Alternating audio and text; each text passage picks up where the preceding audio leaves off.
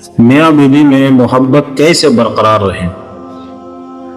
आइए एक सबक आमूज़ वाक़या कुरान और सुन्नत की रोशनी में। अस्सलाम वालेकुम वरहमतुल्लाह। मेरे अजीज़ भाइयों और बहनों, आज मैं आपसे एक ऐसे मौजू पर गुफ्तगू करने जा रहा हूँ जिससे हर घर का सुकून वाबस्ता है।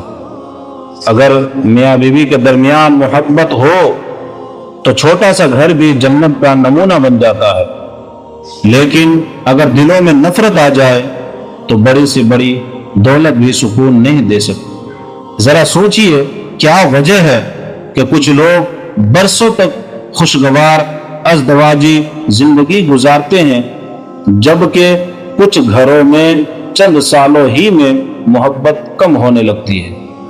इसकी सबसे बड़ी वजह यह है कि हम मोहब्बत चाहते तो हैं, मगर मोहब्बत को कायम रखने वाले आमाल भूल जाते हैं। एक सबक आमूज़ वाक़या, एक नेक बुजुर्ग के पास एक नौजवान आया। उसने कहा, हजरत, मेरी बीवी से हर वक्त मेरा झगड़ा रहता है, घर में सुकून नहीं, हर रोज कोई ना कोई इख्तलाफ हो जाता है। बुजुर्ग ने मुस्कुराकर पूछा, बेटा, तुमने आखिरी मर्तबा अपनी बीवी से नरमी से बात कब की थी? आखिरी मर्तबा उसकी किसी अच्छाई की तारीफ कब की थी? और आखिरी मर्तबा उसके लिए दिल से दुआ कब की थी? वो नौजवान खामोश हो गया। बुजुर्ग ने फरमाया, बेटा, सिर्फ मोहब्बत मांगने से नहीं मिलती, मोहब्बत बांटने से भी बढ़ती है। अगर तुम इज्जत दोगे तो इज्जत मिलेगी, अगर तुम माफ करोगे तो अल्लाह तुम्हारे दिलों में रहमत पैदा फरमाएगा। कहते हैं कि उस नौजवान ने अपनी आदत बदल दी। चंद हफ्तों बाद वो दोबारा आया। उसकी आंखों में खुशी थी। उसने कहा कि हजरत, मेरा घर अब पहले से बदल गया। असल तब्दीली मेरी बीवी में नहीं, मुझ में आई थी।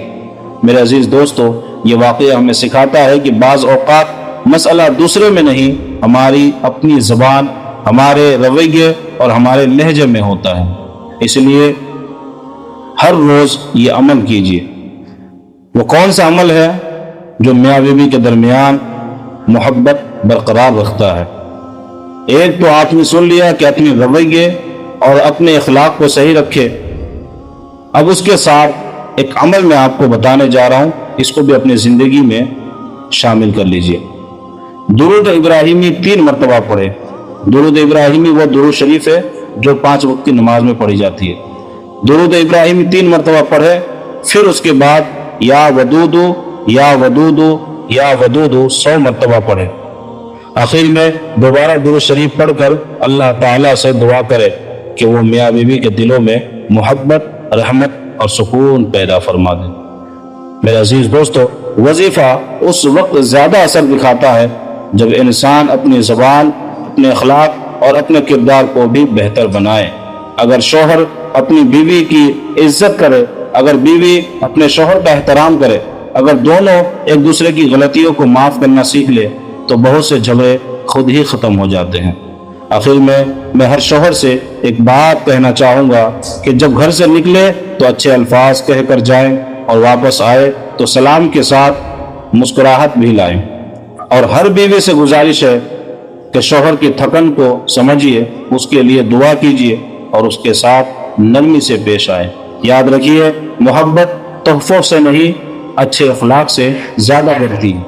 अल्लाह ताला तमाम मियाँ बीवी के दरमियान मोहब्बत, रहमत, बरकत और सुकून अता फरमाए और हर घर को खुशियों से भर दे।